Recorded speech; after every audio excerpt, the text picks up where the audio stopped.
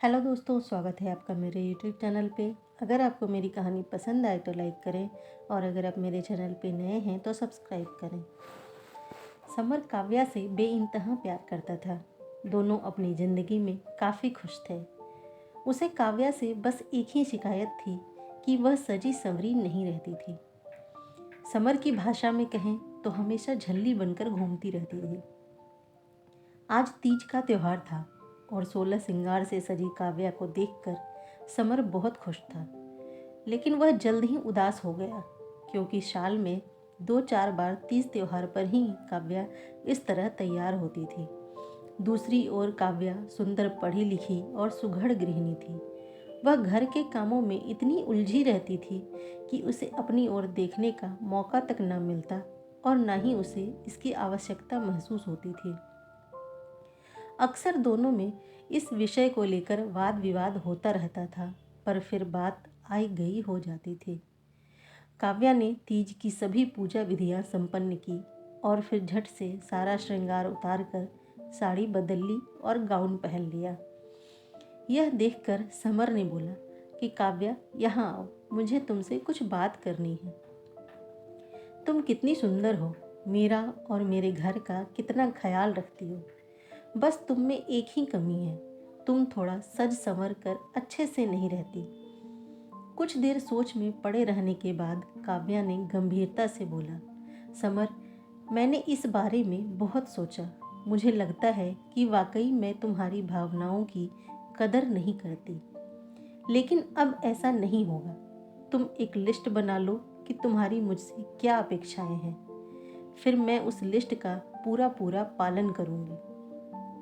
इतना सुनते ही समर खुशी के मारे उछल उठा। वह भागा भागा पेन और पेपर लेकर आया और अपनी इच्छाओं की सूची बनाने बैठ गया। सुबह आधा घंटा मॉर्निंग वॉक, आधा घंटा योगा, घर में भी हमेशा साड़ी पहने होनी चाहिए, बाल बने होने चाहिए इत्यादि। समर की सूची बहुत लंबी थी। काव्या सूची पढ़कर मुस्कुराई और बोली, मैं इस लिस्ट का पालन करूंगी, लेकिन ध्यान रहे तुम कभी भी मुझे बीच में रोक टोक नहीं करोगे। समर कान पकड़कर बोला, कभी नहीं। समर को अगले दिन का बेसब्री से इंतजार था। उसकी हसीन कल्पनाएं जीवंत होने वाली थी। वह बहुत ही अच्छे मूड में सोया। अगली सुबह उसने बिस्तर पर पलट कर देखा तो काव्या गायब थी।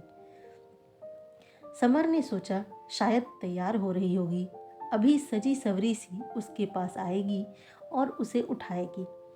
लेकिन 10 मिनट बीत गए और ऐसा कुछ भी नहीं हुआ।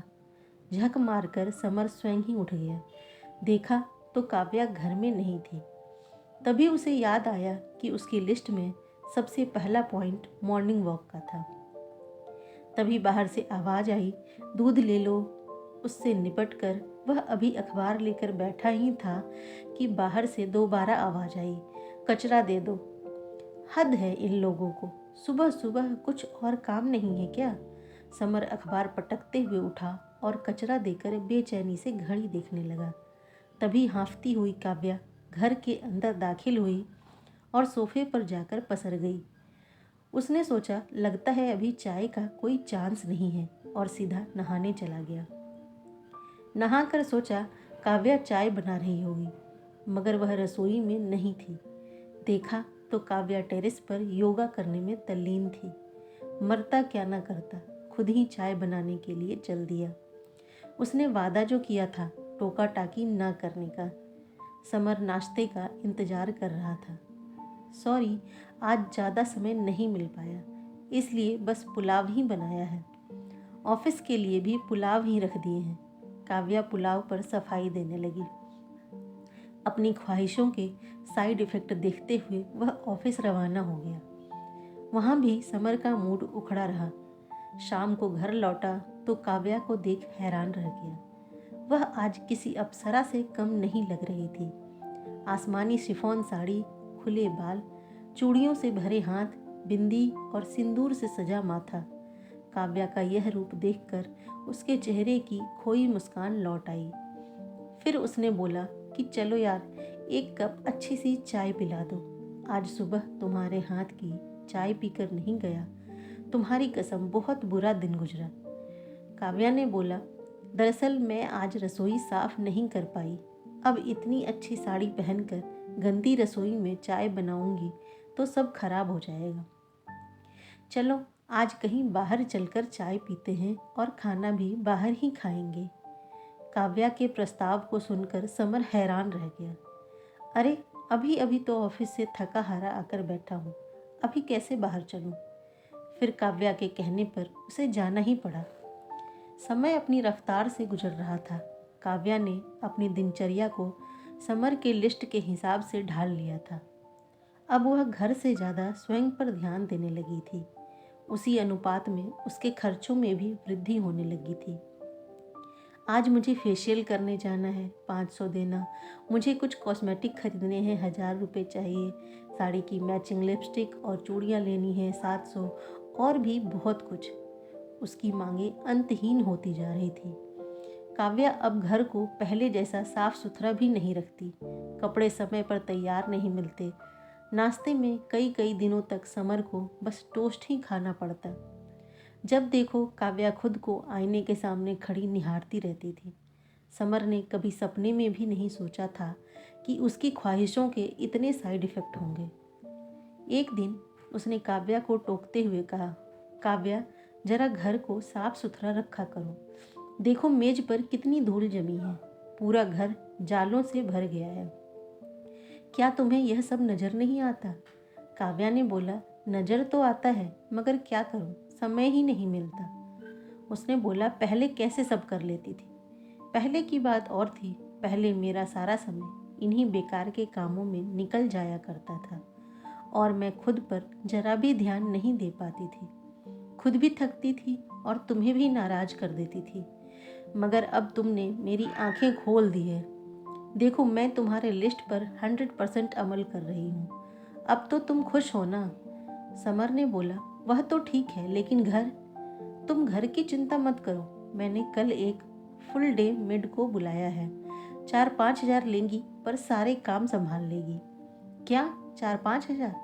पहले ही इतने खर्चे बढ़ गए हैं कि घर चलाना मुश्किल हो रहा है, ऊपर से यह फरमाइश। समर ने स्वयं को इतना असहाय कभी महसूस नहीं किया था। आज उसे सजी सवरी काव्या बिल्कुल अच्छी नहीं लग रही थी। उसे अपनी वही पुरानी झल्ली काव्या याद आ रही थी।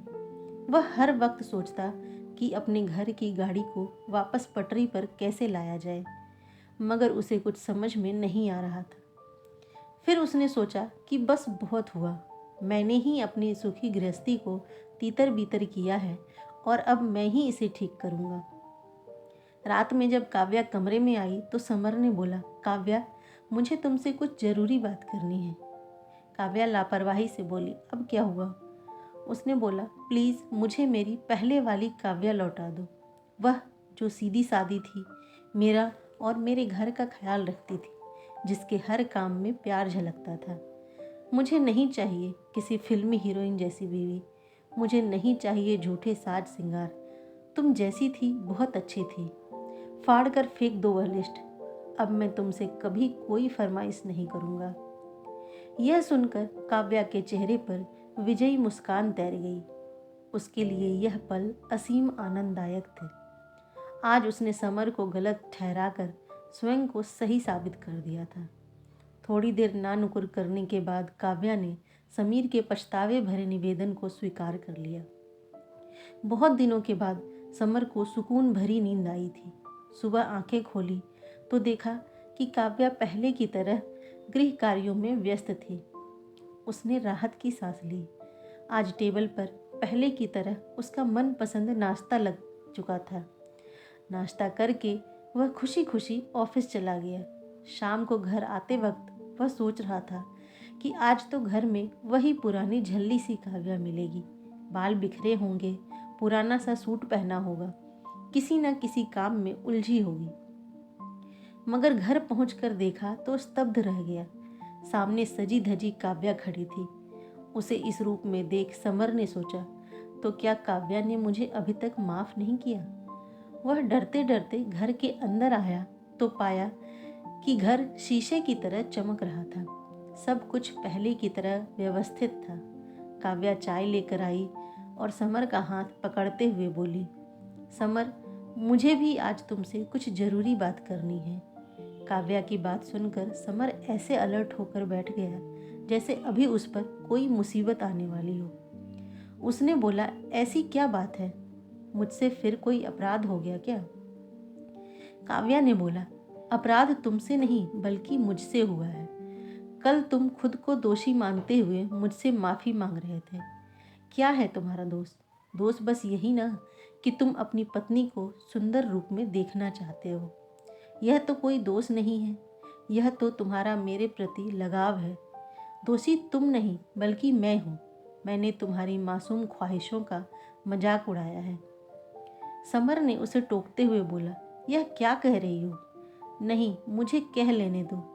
मुझे तुम्हारी बार बार एक ही रट से चिढ़ हो गई थी, इसलिए मैंने तुम्हें सबक सिखाने की सोची।